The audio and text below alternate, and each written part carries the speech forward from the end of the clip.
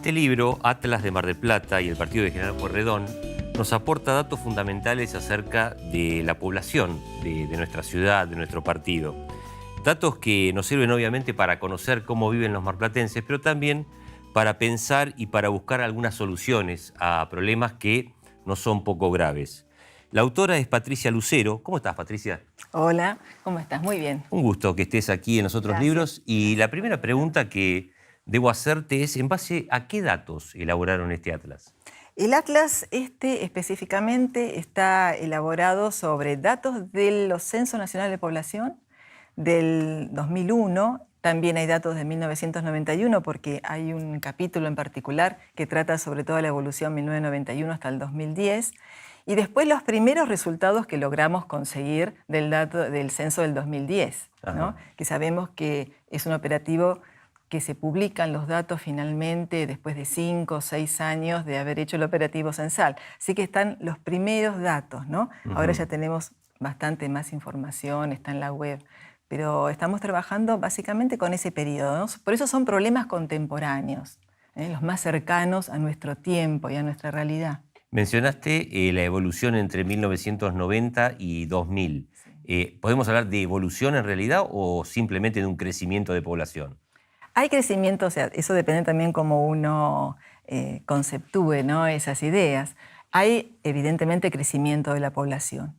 Hay zonas que crecen mucho, hay zonas que crecen con niveles medios y hay zonas que decrecen también. Esto hasta el 2001. Ahora, después del 2001 al 2010 hay una reversión también de la ocupación del espacio de nuestra ciudad y de nuestro partido. Pero específicamente de Mar del Plata es muy interesante ver ese proceso de redensificación que hay en la ciudad. Entonces, aquellos lugares, aquellos barrios que parecían perder población, ahora se está recuperando, hay nuevos residentes, se está reconcentrando la población. De alguna manera es una política que toman muchas ciudades en el mundo para que la mancha urbana no sea tan dispersa y tener que llevarle los servicios urbanos a mucha distancia, con el costo que eso significa, sino aprovechar el espacio ya construido, el ya consolidado. Y ahí aparece en lo que a mí me interesa, ¿no?, el tema de la gentrificación en las ciudades, ¿no? ¿Qué es eso? La gentrificación es un proceso muy interesante que se ha estudiado desde hace muchísimo tiempo en la Inglaterra de la época de la Revolución Industrial, porque la aristocracia se iba a vivir al campo, que era mucho más saludable en esa época que vivir en las ciudades. Entonces es un cambio, digamos, del estatus social, ¿no?, de esos espacios geográficos, de una clase baja a una clase alta, una jerarquización muy importante que da un valor al suelo también muy destacado. Y esos son procesos que en el capitalismo actual están muy de punta para la acumulación, para la especulación. Entonces se toman aquellos barrios degradados que de alguna manera han sido abandonados por sus familias porque no pueden seguir cubriendo los gastos de mantenimiento de esos espacios. Se los ven en los frentes de las casas, se lo ve después en los carteles de venta, alquiler o venta, y entonces avanzan los empresarios inmobiliarios que generan proyectos de construcción de alto valor agregado, esos edificios de alta gama que nosotros vemos mucho en la zona de Alem, de Playa Grande, en todo lo que es alrededor del centro comercial de Güemes. Que se construyen donde había una casa. Donde había una casa. Claro. Entonces se construye un edificio donde había una casa, resulta que el vecino no la vendió, pero el otro vecino sí, y la casita quedó entre dos edificios y aumentó muchísimo el valor de ese terreno. Entonces ya empieza ahí la especulación inmobiliaria. Por lo tanto, la gentrificación es un proceso así de cambio. En algún momento histórico esas zonas fueron las zonas más ricas de la ciudad, ¿no?, las de mayor poder adquisitivo, pero vieron degradarse su espacio. Y entonces aparecen estos emprendedores que le sacan el fruto, ¿no?, a partir de una apropiación también de esos terrenos, lo que David Harvey dice, que nos gusta mucho ese término, la acumulación por desposesión, o en realidad por despojo sería la verdadera traducción, ¿no? Se le quita a esos antiguos residentes, también hay desalojo de las villas, asentamientos precarios, en ese caso la Villa de Paso, la Villa por de ejemplo, Paso, claro, ¿no? Claro. Que fue, o sea, como es una zona luminosa, como dice Milton Santos, bueno, había que trasladarla a otro lugar. Y ahí se revaloriza a partir de estos emprendimientos inmobiliarios. Y no solo ahí, sino también en las periferias y en el periurbano específicamente, con los barrios cerrados. También eso involucra procesos de gentrificación y en Mar del Plata se ve muchísimo hacia el sur, que están apareciendo 1 o 2 proyectos nuevos por año, y en la Ruta 2, y vamos a ver, ya va a aparecer en la Ruta 226 también. Sí, sumamos a eso tal vez la zona de Sierra de los Padres, que si bien no es un barrio cerrado, tiene características residenciales. Claro, Sierra de los Padres en realidad aparece como segunda residencia, no hay tanta especulación inmobiliaria como lo que yo estoy más vale señalando dentro del proceso de gentrificación en particular, donde ahí sí la rentabilidad es sumamente grande, ¿no? Y se aprovechan espacios que tienen hasta un patrimonio histórico importante, ¿no?, en la ciudad. Bueno, eso es básicamente lo que es la tan hablada gentrificación, ¿no?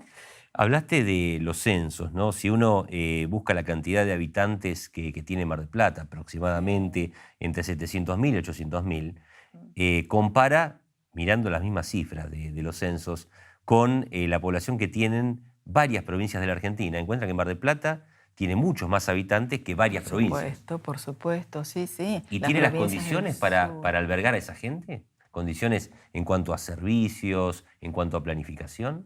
Evidentemente que no, que son desafíos muy importantes para toda la política de gestión de una ciudad y de un territorio amplio como que incluye también a los espacios rurales y rururbanos del Partido General Pueyrredón, que bueno, en realidad tienen poca superficie, ¿no? Pues son 1.400 kilómetros cuadrados nada más.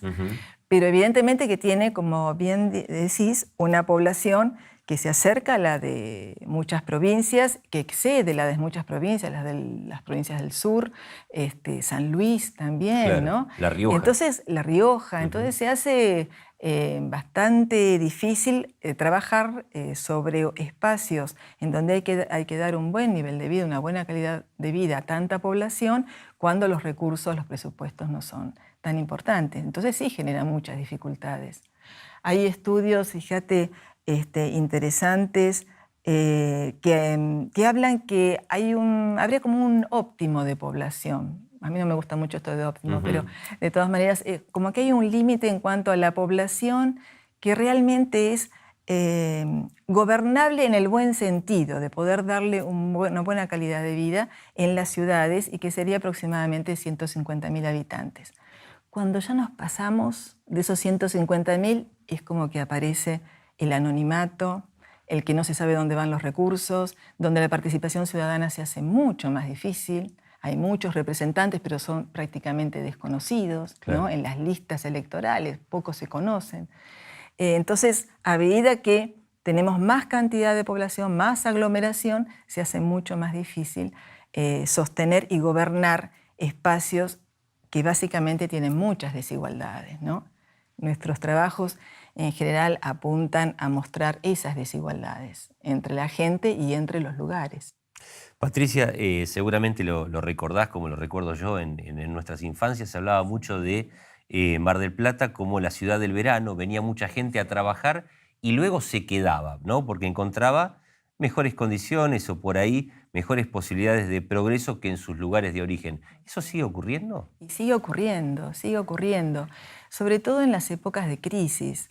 Lamentablemente Argentina tiene ciclos que no podemos decir que estamos mejor que antes, sino que hay un deterioro importante, ¿no? Entonces vivimos como en una permanente crisis. Las crisis de los mercados laborales son los que están marcando justamente esos movimientos. Y todavía Mar del Plata, en el imaginario de los argentinos, también de los extranjeros de países limítrofes, es un lugar que provee cierto empleo, aunque sean los rebusques de los changuistas. El changuista era una categoría que, fíjate, en el censo del 2001 y 2010 se discutió mucho incorporar el changuista, porque el changuista está muy arraigado como una ocupación real, ¿no?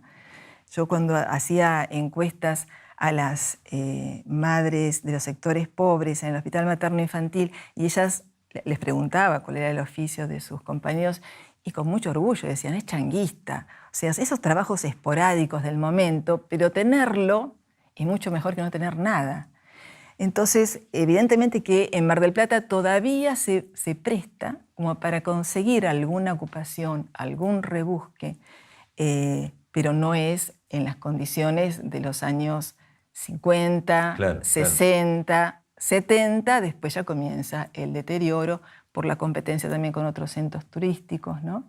Porque sigue siendo Mar del Plata, con su función central, emplazada en el turismo. Por más que ha aparecido mucho la función educativa, es muy importante, y la función también de la horticultura, lo que ha crecido todo nuestro conurbano hortícola, ¿no? Todo ese tipo de producción. Pero es cierto que todavía siguen radicándose familias. Sí, sí, y sí. por otro lado también una ciudad muy elegida por aquellos que terminan su etapa productiva, ¿no? Que se jubilan y eligen Mar del Plata. Una ciudad con muchísimos viejos, con muchísimos adultos mayores. Sí, sí, sí. Muchos adultos mayores. Tenemos, yo diría, a nivel de comparación del país, el más alto porcentaje, ¿no? Si uno piensa en 14% de población mayor de 65 años, son muchos, ¿no? Y por distintas circunstancias es muy atractiva de estas personas de la tercera edad que un poco escapan tal vez a lo que pasa en Buenos Aires y en el conurbano, ¿no? Básicamente, y vienen acá y encuentran una cantidad de servicios ya pensados y propuestos para ellos. Hasta la universidad tiene su servicio, ¿no? De capacitaciones, tienen también servicios de salud. A veces uno piensa, pero el clima es muy feo para la gente grande.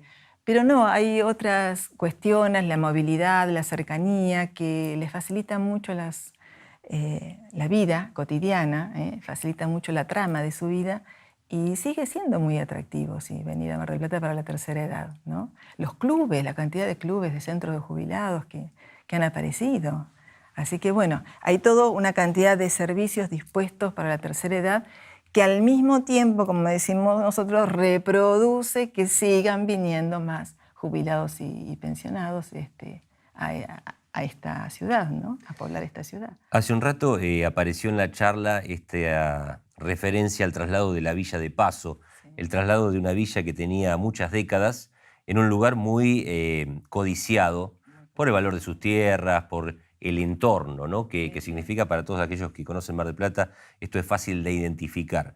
Te quería preguntar, ¿el traslado de esa gente que vivía en la villa significó una mejora en su calidad de vida o están igual a como estaban en la villa?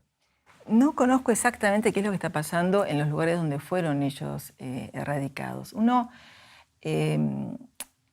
La tendencia general no es erradicar las villas, sino más vale urbanizar, ¿no? Los asentamientos precarios. En este caso, como es un terreno que está en el medio de un área de altísimo valor, se hizo la erradicación a distintos lugares. Hay muchas resistencias, hubo muchas resistencias, ¿no? Uno supone que están mejor, pero realmente yo no tengo datos como para decirte, sí, están mejor. Suponemos que están mejor, bueno, están en otro espacio, están con otras problemáticas, en barrios en donde también hay resistencia para que ellos lleguen a esos lugares y se mezclen con esas poblaciones. Tienen otra forma de vida porque evidentemente que les han otorgado viviendas con otras características, las que no están habituados, y por otro lado circuitos económicos que son muy distintos, están muy vinculados al tema de la pesca, entonces estaban cerca del puerto, de las fábricas, y ahora tienen mayores distancias de traslado, por ejemplo, ¿no? Cosas que no se pensaron en su momento. Y luego también, bueno, todo el comercio que habían generado dentro de su propio barrio. Lo interesante de esta villa de asentamiento precario, la Villa de Paso, es que se hizo la erradicación y el traslado en un momento democrático, ¿no? En general, las erradicaciones se hacen con los gobiernos de facto, con los gobiernos militares, ¿no es cierto? Este caso fue democrático, fue todo un proceso, bienvenido o no, pero que se sustanció y que queda muy poco ya para trasladar, ¿no? Al barrio Don Emilio, a Las Heras, etc. Pero bueno, ahí también surge el tema que es interesante comentarlo y que lo comentamos en clase con los estudiantes, que es el de la plusvalía urbana. O sea, al habilitar esos espacios de tanto valor, ¿no? Tanto terreno, cualquier emprendimiento que se haga ahí en realidad debería poder tener la municipalidad un plus valor o alguna retroalimentación, una contribución que pueda ser invertida en aquellos barrios en donde todavía las condiciones habitacionales y las condiciones de vida en general son muy precarias, ¿sí? Es insuficiente, donde no hay suficientes escuelas y escuelas bien mantenidas, centros de salud, los centros primarios de atención de la salud con tantas problemáticas, y evidentemente también en todo lo que sea posibilitar algún trabajo digno, ¿no? para estas poblaciones. Entonces, la plusvalía urbana es uno de los capítulos que está trabajado ahí por una socióloga y arquitectos y que es muy importante también, ¿no? Bueno, acabas de mencionar la escasez de escuelas, por ahí el sistema de salud que no responde a las expectativas, pero también hiciste referencia hace un ratito a un trabajo que realizaste en el hospital materno. El hospital materno sí brinda la contención necesaria para las madres, para los chicos. Muchas veces se habla de alguna diferencia entre este hospital y el hospital interzonal. Sí, yo entiendo que hay una diferencia fundamental. El Hospital Materno Infantil es un hospital muy prestigioso que tiene una atención excelente, tanto para las madres como para los chicos que llegan ahí, en cuanto a las emergencias, en cuanto a todo lo que es el personal médico, porque uno tiene que entender que los médicos que trabajan en los hospitales son los que están enfrentándose a los casos más difíciles, tienen muy buena preparación, tienen muy buena disposición y todo el staff de enfermeros también. Es realmente un ejemplo el Hospital Materno Infantil de funcionamiento de un hospital público. El hospital interzonal está realmente totalmente colapsado, ya no da abasto para la cantidad de atención de demanda que tiene de atención. Pero el materno infantil realmente es un modelo, yo diría un modelo de hospital. Yo he trabajado ahí haciendo estas encuestas a estas madres. Tiene mucha rotación también de camas, ¿no? Porque imagínense que son prácticamente, ¿cuántos hablamos? De muchos nacimientos que se producen por año en el hospital materno infantil. Y las mujeres permanecen 2 o 3 días, pero en ese reciclado hay muy buena administración y muy buena organización, por lo menos hasta donde yo entiendo, ¿no? Es un hospital muy bueno, sí. En el comienzo de la charla hablamos de la sociedad que se dedica, o el sector que se dedica a la horticultura, a la parte rural, ¿no? de Mar del Plata. Hay como un prejuicio a que los que trabajan en ese sector están explotados, que tienen una situación no solo laboral, sino de vida muy precaria. ¿Esto es real? ¿Se ha superado? ¿Se ha modificado con el tiempo? No, esto es real, Uno siempre piensa que estas desigualdades, estas diferencias, estas formas de explotación, en algún momento nosotros, usando nuestra razón humana, porque ya no le echamos la culpa a la razón divina de estas cosas, la culpa es nuestra, tendríamos que poder afrontarlos y poder eliminar esta discriminación. Pero la explotación está presente en todos los ámbitos, y muchos más en estos de precariedad, donde la legislación no llega como debería llegar, y donde además, bueno, de alguna manera hay que decirlo, es funcional al propio sistema de acumulación, ¿no? Eso sí sigue existiendo. Tenemos casos que han ocurrido y han saltado a la luz en los últimos tiempos con el tema de los cultivos de frutillas en Sierra de los Padres, etc. El trabajo de menores, el trabajo de mujeres, en condiciones muy deplorables, ¿no? Y eso existe, eso todavía está y está encubierto. Entonces eso hay que sacarlo también a la luz. Pero no podemos decir que no existe. Eso está.